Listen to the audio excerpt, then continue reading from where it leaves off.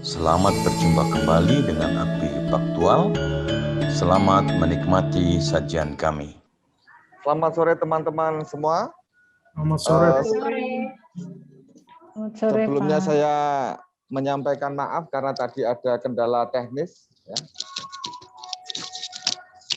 Senang sekali dan sebuah kebahagiaan bagi saya bisa bergabung kembali di Akpi, meskipun pada Akpi angkatan ke PCF maksud saya, Kak.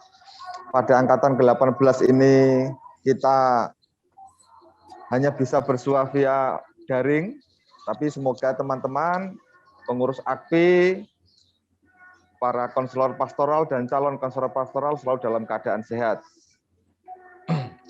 Oke, pada kesempatan sore ini kita akan mendiskusikan ya sebuah topik yang selama 2 dasarsa belakangan menjadi kajian yang cukup intensif di kalangan para praktisi konseling ya, mengingat perjumpaan antar bangsa seiring dengan semakin gencarnya revolusi digital dan globalisasi memungkinkan antar bangsa itu bisa saling berjumpa.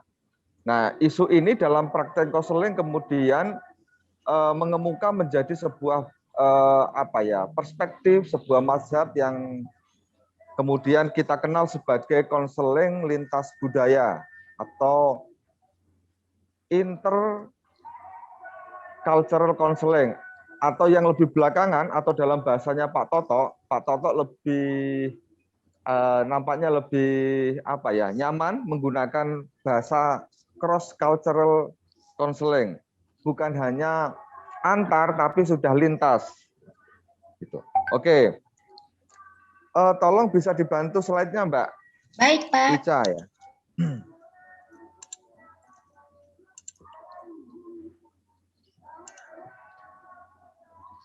Sudah kelihatan, Pak? Oke, Mbak. Oke. Sebelum kita membahas lebih lanjut apa itu konseling lintas budaya, atau dalam konteks praktis kita mengandaikan bahwa dalam praktek konseling ini diperlukan suatu kompetensi yang dimiliki oleh seorang konselor, yaitu kompetensi lintas budaya. Nah, dan pada pertemuan sore ini kita akan secara lebih spesifik membahas tentang kompetensi dasar apa yang kira-kira harus dimiliki oleh seorang praktisi konseling lintas budaya. Oke. Pertama kita mencoba mendefinisikan atau kira-kira mencari konteks apa sih sebenarnya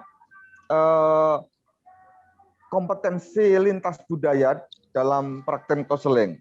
Nah, ada beberapa terminologi yang yang sering dipadankan dengan kompetensi lintas budaya. Pertama, intercultural competence atau kompetensi antar budaya, kemudian international competence dan global competence. Nah, dalam konteks ini kita kita harus melihat konteks besar, konteks perkembangan yang lebih besar.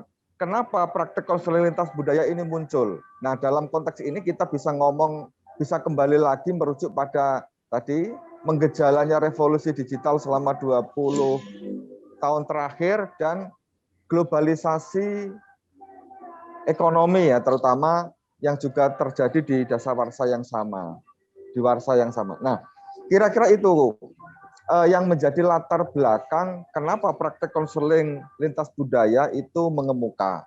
Karena memang dalam konteks globalisasi yang semakin semakin menguat, perjumpaan orang, individu, kelompok antar budaya, antar bangsa itu semakin intensif, sehingga satu sama lain dituntut untuk saling memahami latar belakang budaya masing-masing. Nah, dalam konteks praktis dibutuhkan apa yang kita sebut sebagai kompetensi lintas budaya ini tadi. Oke, kemudian kita beralih ke slide selanjutnya, Mbak. Nah, kemudian apa kemudian yang kita definisikan sebagai kompetensi lintas budaya? Oke, ada banyak sekali definisi, tapi saya akan mengutip ya 2 definisi yang secara umum lebih diterima ya, atau lebih dikenal. Kompetensi lintas budaya dapat kita pahami sebagai kemampuan individu untuk berfungsi secara efektif dalam mengenal budaya lain. Artinya keterampilan, kemampuan, pengetahuan yang dimiliki oleh seorang individu sehingga memungkinkan yang bersangkutan secara efektif dapat mengenal kebudayaan lain. Nah, itu definisi yang pertama. Kemudian definisi yang kedua, jadi keefektifan individual dalam membangun seperangkat pengetahuan, keterampilan, dan sifat atribut-atribut personal dalam rangka memahami orang lain dalam latar belakang budaya yang berbeda, baik dalam konteks dalam negeri maupun di luar gitu ya. Nah, definisi ini sebenarnya kalau dalam konteks Indonesia dapat kita pahami sebagai kemampuan kita sebagai individu dengan latar belakang budaya spesifik dalam mengenal individu dari kebudayaan lain sebagai sesama warga Indonesia. Nah, kenapa konseling lintas budaya itu sangat relevan ya dalam konteks praktek konseling di Indonesia? Karena secara antropologis ya, secara historis, secara sosiologis, secara ekonomis, secara religi, orang-orang di Indonesia, masyarakat Indonesia itu memiliki latar belakang yang sangat beragam. Sehingga dalam konteks praktek konseling di Indonesia, ya memiliki keterampilan lintas budaya itu merupakan suatu keharusan. Sehingga ketika kita menerima klien atau bersinggungan dengan individu dari kebudayaan yang berbeda, kita memiliki pengetahuan sekaligus keterampilan untuk memahami kebudayaan individu yang berbeda tadi. Oke, kemudian kira-kira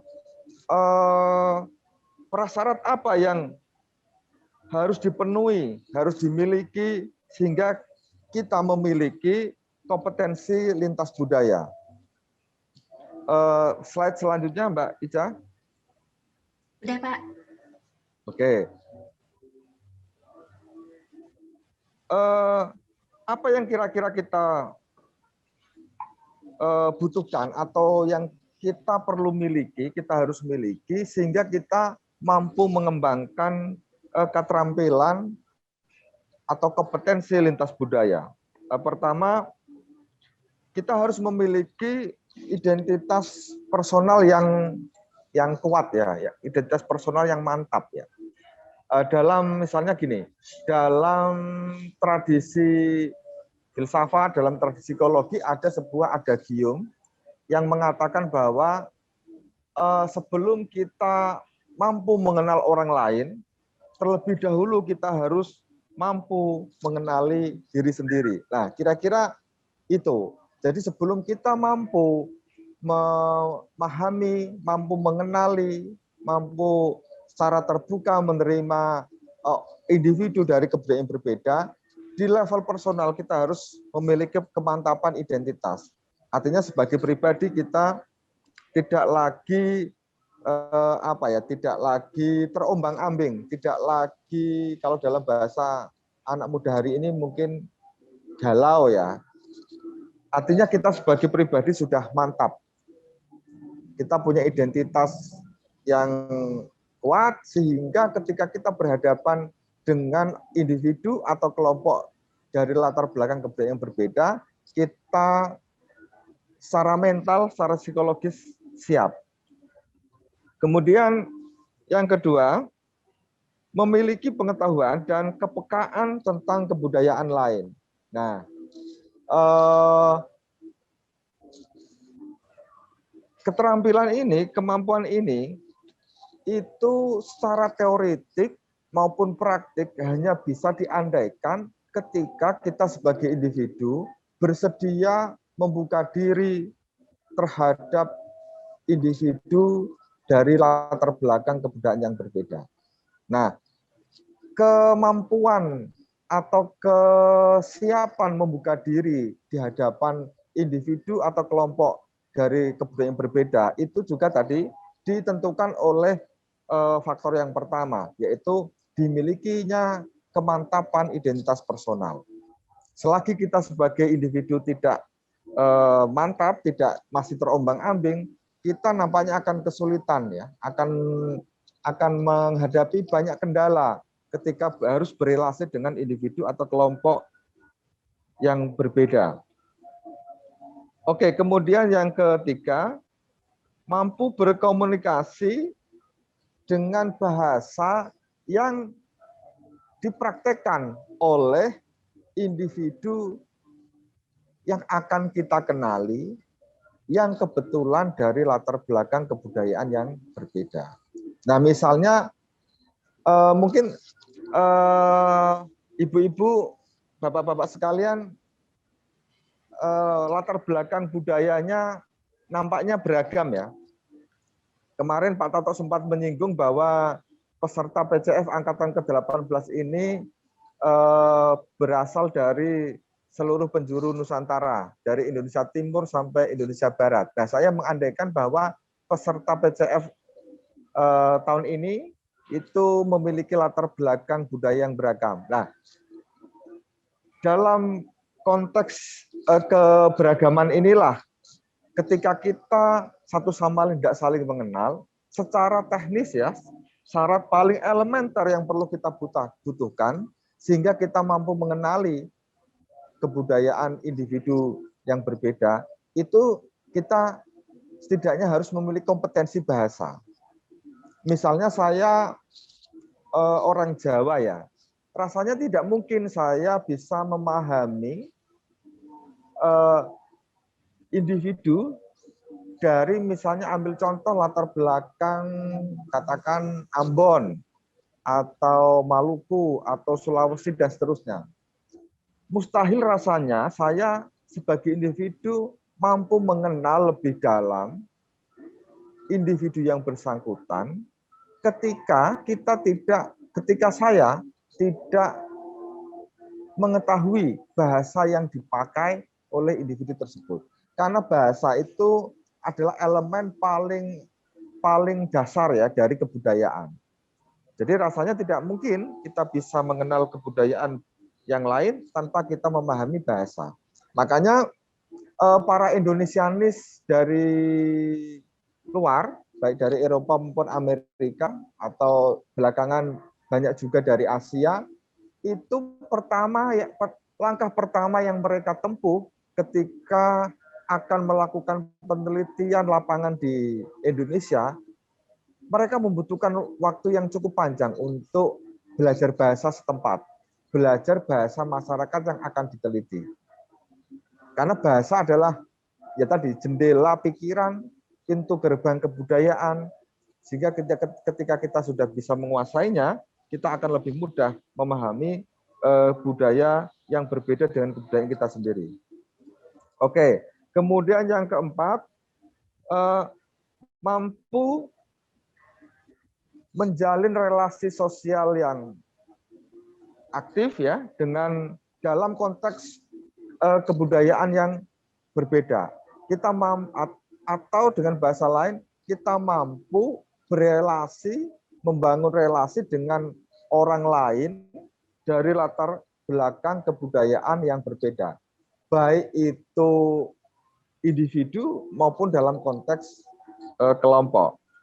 Nah, ini syarat keempat ini juga akan ditentukan oleh syarat ketiga tadi.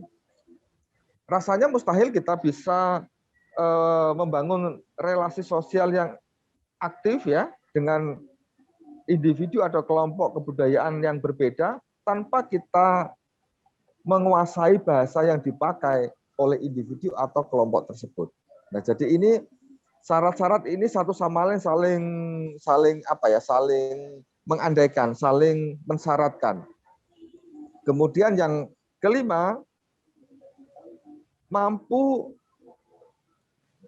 bernegosiasi dengan struktur-struktur kelembagaan budaya yang bersangkutan. Maksudnya struktur-struktur kelembagaan budaya itu bisa dalam bahasa kita, dalam bahasa sehari-hari mungkin tradisi, adat, lembaga adat, dan seterusnya.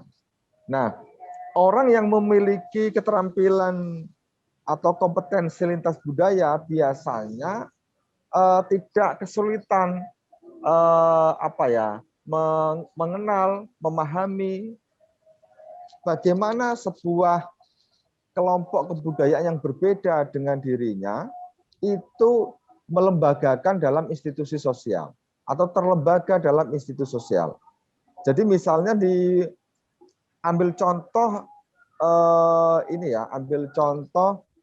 lembaga kebudayaan atau institusi paling dasar yang membentuk katakan kebudayaan. Ambil contoh keluarga ya. Nah, tentu ketika kita membandingkan misalnya antara struktur keluarga Jawa dengan struktur keluarga katakan Minang misalnya, itu berbeda. Nah, dalam struktur keluarga Jawa umumnya nilai-nilai patriarki, nilai-nilai yang berpusat pada laki-laki itu lebih mengemuka dan lebih dominan. Sementara dalam budaya Minang misalnya justru sebaliknya, nilai-nilai matrilineal ya, nilai-nilai yang merujuk pada garis ibu itu lebih dominan. Nah, ini ini kedua contoh ini menggambarkan bagaimana perbedaan kebudayaan di antara kedua kelompok suku terlembaga dalam keluarga.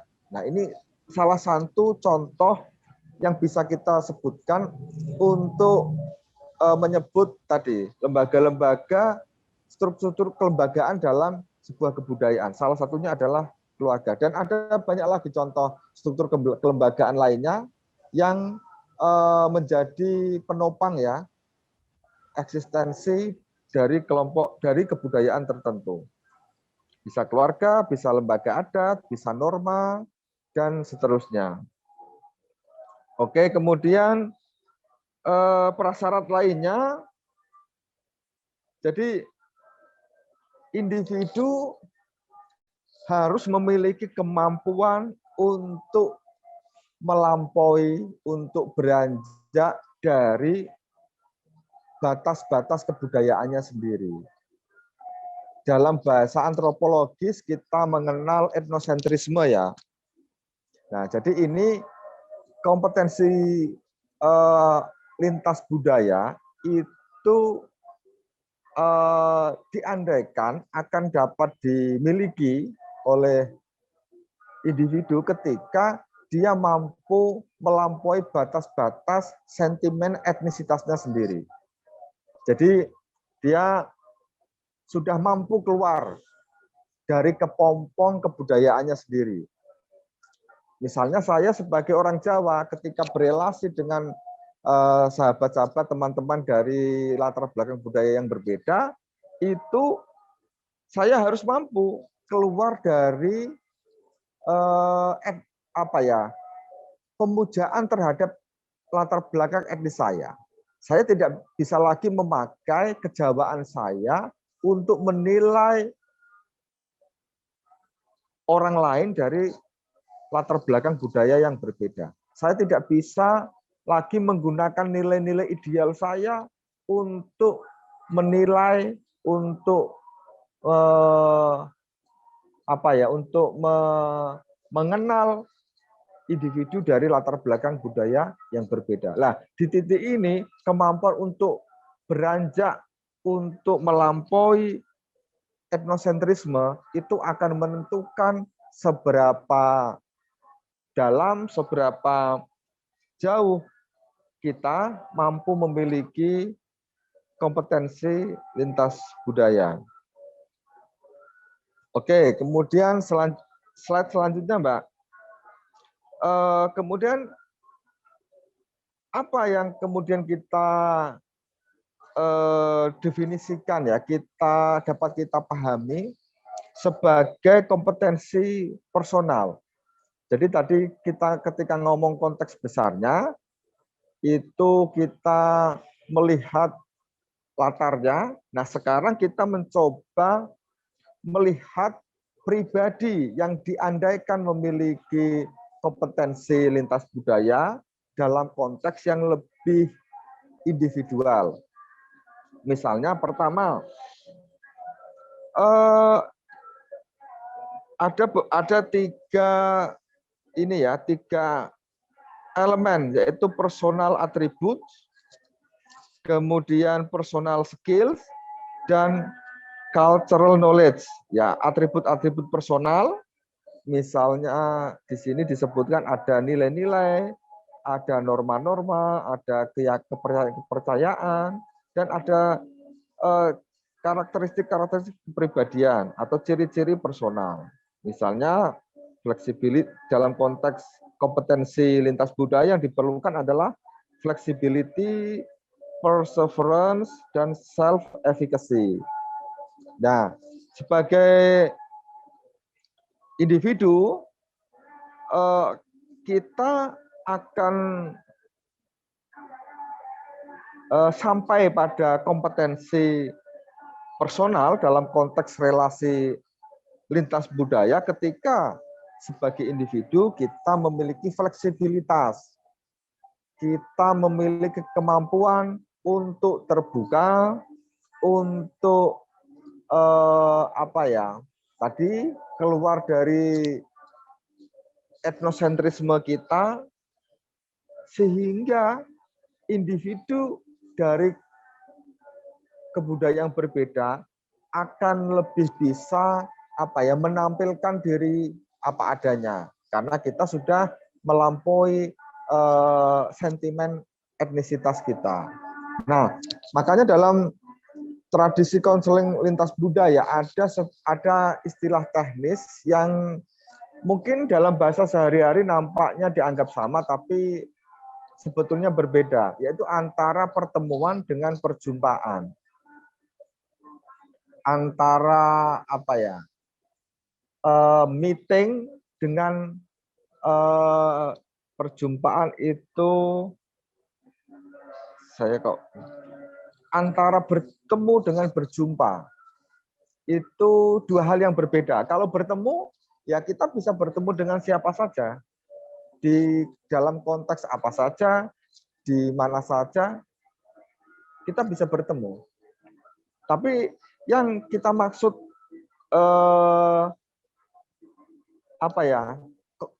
dimilikinya kompetensi lintas budaya itu adalah ketika kita sebagai individu sudah mampu berjumpa dengan orang lain.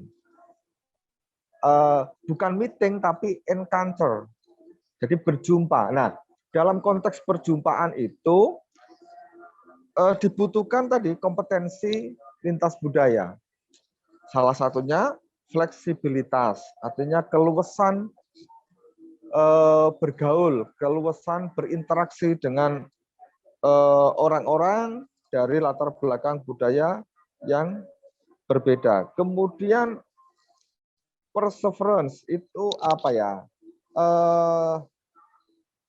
tekun ya, tekun. Jadi artinya sungguh-sungguh, ada kesungguhan untuk mengenal budaya lain. Nah, tanpa kesungguhan ini, tanpa keterbukaan yang tulus, ya, tanpa kejujuran yang tulus di hadapan kebudayaan yang berbeda, rasanya kok mustahil kita bisa mengenal kebudayaan tersebut ya. Nah, di level personal itu tergambarkan dalam ketekunan, kesungguhan dalam mengenal budaya lain. Artinya kita baru bisa dikatakan mengenal budaya tertentu ketika kita di level personal sungguh-sungguh berusaha untuk mengenal budaya tersebut. Kemudian self efficacy, artinya kemampuan untuk Untuk self efficacy itu dalam bahasa bahasa Indonesia apa ya kira-kira ya? Efikasi diri adalah ya tadi kemampuan, kecakapan untuk membuka diri di hadapan orang lain. Ada kemantapan personal sehingga ketika di hadapan individu lain kita tidak tidak gamang, tidak bimbang, tidak bingung karena kita sebagai pribadi mantap ya. Tidak mudah terombang-ambing gitu ya. Nah, di sini sebenarnya ada seolah-olah kalau kita mau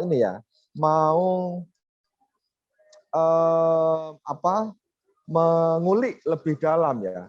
Ada semacam ketegangan yang produktif antara fleksibilitas dengan kemantapan diri. Di saat bersamaan kita dituntut fleksibel, tapi di sisi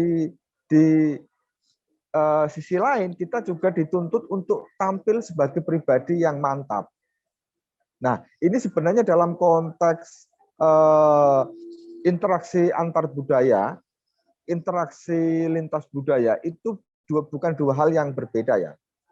Karena tadi sulit bagi kita bisa mengenal, bisa terbuka di hadapan kelompok lain ketika kita sebagai pribadi terombang-ambing, mudah terancam, mudah berprasangka, dan seterusnya. Nah, ketika di level personal kita sudah mantap, tidak mudah berprasangka, kemudian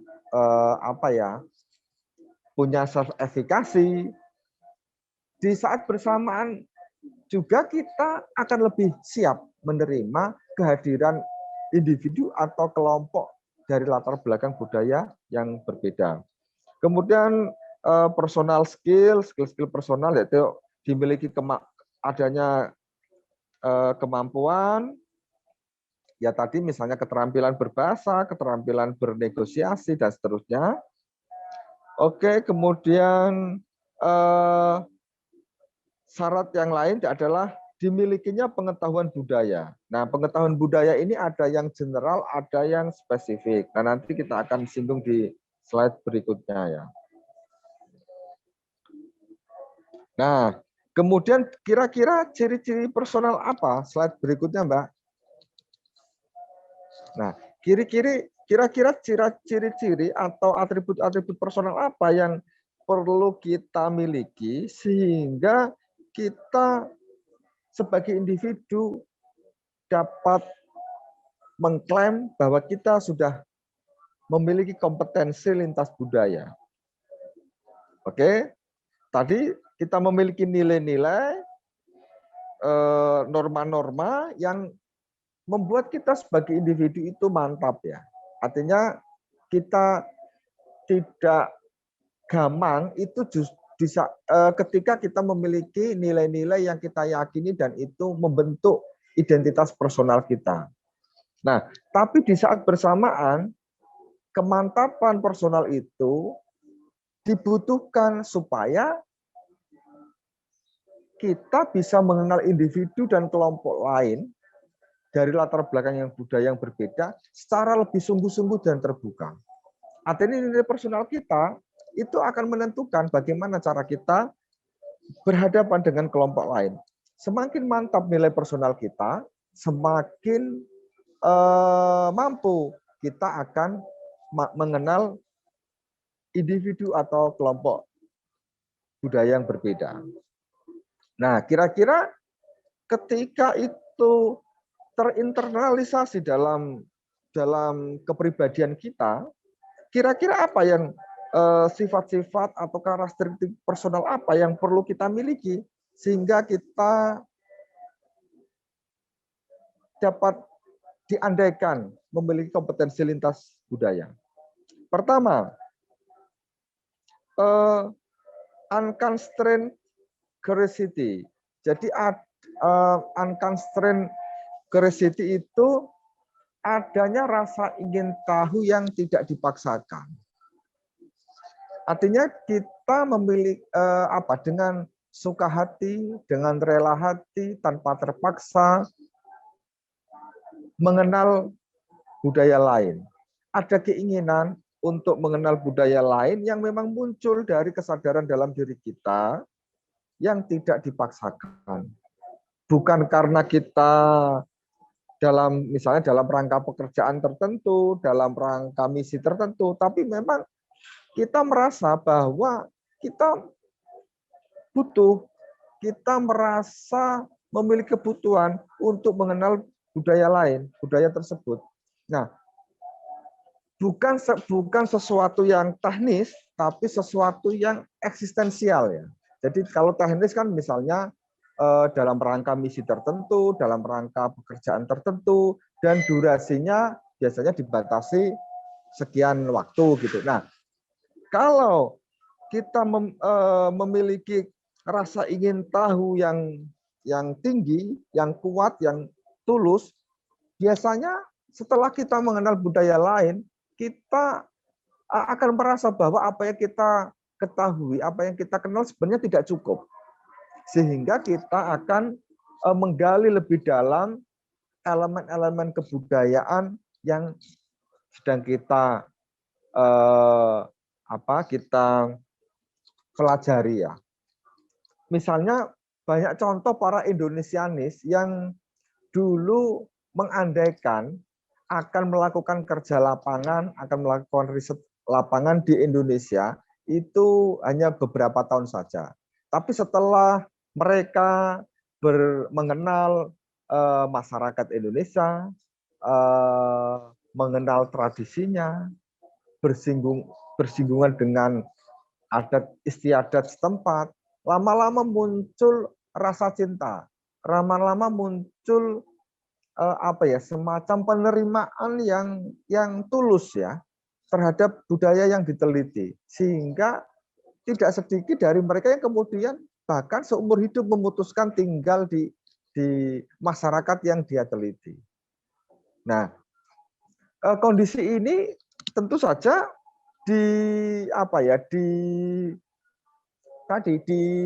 dipicu oleh adanya rasa ingin tahu yang tidak dipaksakan, adanya rasa ingin tahu yang tulus, ketulusan untuk mengenal individu dari latar belakang budaya yang berbeda. Kemudian tadi flexibility sudah dibahas, kemudian decisiveness yang tegas, jelas, mantap gitu ya. Kemudian perseverance tadi sudah dijelaskan, kemudian sincerity tadi ya ketulusan, kemudian duality. Nah, duality ini bukan dualisme ya. Duality itu tidak sama dengan dualisme. Kalau dualisme kan seolah-olah ada standar ganda ya. Ada dua pilihan yang membuat kita bingung harus memilih yang mana. Atau ada dua pilihan yang nampak sama baiknya. Nah, kalau duality itu adalah tadi sebenarnya tegangan antara di satu sisi menjadi mantap dan di sisi yang lain menjadi fleksibel. Itu namanya duality. Artinya sebagai pribadi kita mantap, tapi ketika kita berinteraksi dengan individu atau kelompok budaya yang berbeda, kita fleksibel. Jadi dua sisi ini tidak bisa bukan dua hal yang berlawanan, tapi dua hal yang saling menopang. Kemudian adanya persepsi dan adanya self-efficacy. Nah, syarat-syarat sejumlah karakteristik personal ini secara teoritik diperlukan oleh kita sebagai katakan praktisi konseling lintas budaya, sehingga ketika kita berhadapan, kita menerima klien dari latar belakang budaya yang berbeda, kita tidak bingung ya, kita tidak kebingungan. Kita tidak terjebak pada penilaian bahwa yang paling ideal dalam konteks konseling yang saya lakukan adalah nilai-nilai ideal saya sendiri. Nah, ini biasanya mudah sekali menjebak para konselor ya dalam praktek pelayanan mereka ya. Misalnya katakan saya sebagai konselor yang beragama Islam, saya Muslim, harus menangani, harus bersinggungan dengan klien dari latar belakang agama yang berbeda. Sebut saja dari Kristen katakan. Nah, tanpa terlebih dahulu saya mengenal ya, memahami basis-basis doktrin ajaran Kristiani, rasanya saya akan kesulitan ya memahami klien yang sedang saya hadapi. Karena dalam konteks terapi seringkali nilai-nilai yang menginduk dalam tradisi keagamaan itu sering mengemuka. Karena biasanya secara psikologis orang yang dalam kondisi tertekan itu cenderung akan mendekat ke agama. Sehingga dalam praktik konseling nilai-nilai agama itu mengemuka. Nah, biasanya konselor yang tidak memiliki keterampilan lintas budaya itu akan kebingungan berhadapan dengan klien dari latar belakang budaya yang berbeda. Salah satu perbedaan budaya itu adalah agama. Nah, makanya diperlukan basis-basis pengetahuan tentang doktrin ya Kristiani dalam konteks contoh yang saya sebutkan tadi, sehingga proses konseling itu dapat berjalan lancar. Misalnya katakan muncul ungkapan-ungkapan yang memang dialamatkan kepada Tuhan, kepada Sang Pencipta. Nah, secara kebahasaan, ungkapan-ungkapan yang berkembang, yang berlaku di tradisi Kristiani dengan di tradisi Islam itu secara kebahasaan agak berbeda. Nah, meskipun secara religi, secara spiritual itu sama, tapi secara pengungkapan itu berbeda. Nah, ketika saya misalnya masih terjebak dalam dalam kebakuan bahasa-bahasa dalam agama saya, ya mustahil saya akan bisa menerima klien lain yang kebetulan dari agama yang berbeda. Misalnya contoh yang paling belakangan ini, ada seorang ustadz yang ceramah di gereja ya. Ada salah satu tokoh agama yang ceramah di gereja dan menganggap bahwa itu bukan persoalan.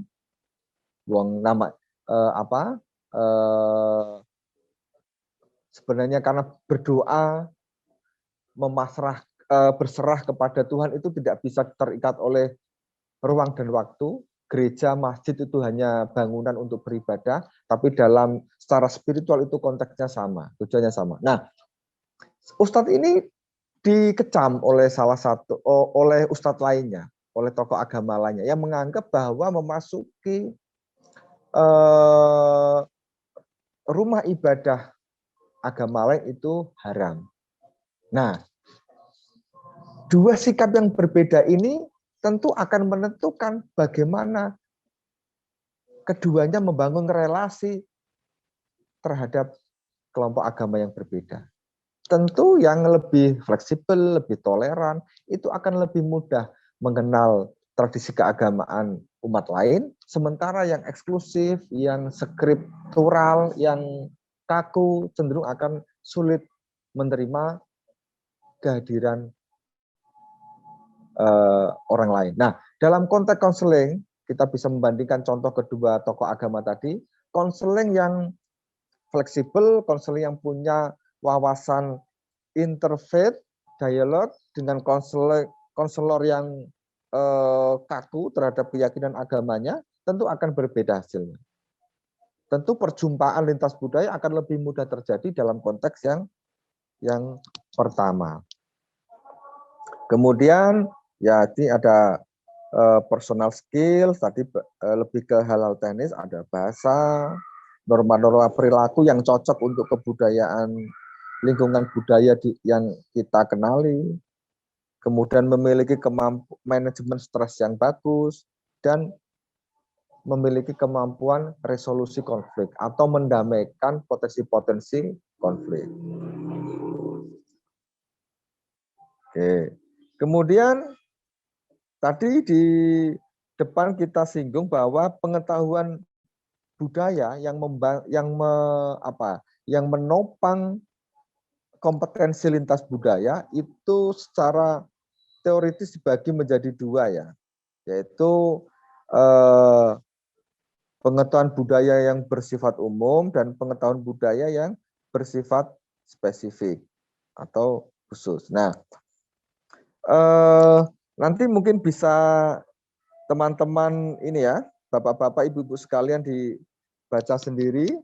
Nanti kita diskusikan di slide selanjutnya. Di tempat saya ini sudah memasuki jam buka puasa ya. Tadi saya sudah minta izin kepada panitia Pak Toto bahwa ketika jam buka puasa tiba saya undur diri dan bergabung lagi nanti pukul 18.15. Nah, saya berharap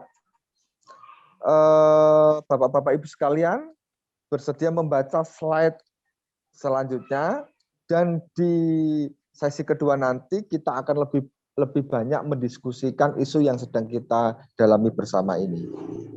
Gitu. Jadi nanti di sesi kedua saya berharap ya kita saling bertukar informasi. Saya juga harus masih perlu banyak belajar dengan individu baru dengan latar belakang budaya yang berbeda, dan saya berharap nanti akan muncul insight-insight baru yang memungkinkan kita sebagai orang dengan latar belakang budaya yang berbeda mampu membangun mutual understanding, dan di level personal kita memiliki kompetensi lintas budaya sehingga secara profesional dapat membantu kita bekerja secara efektif sebagai seorang konselor.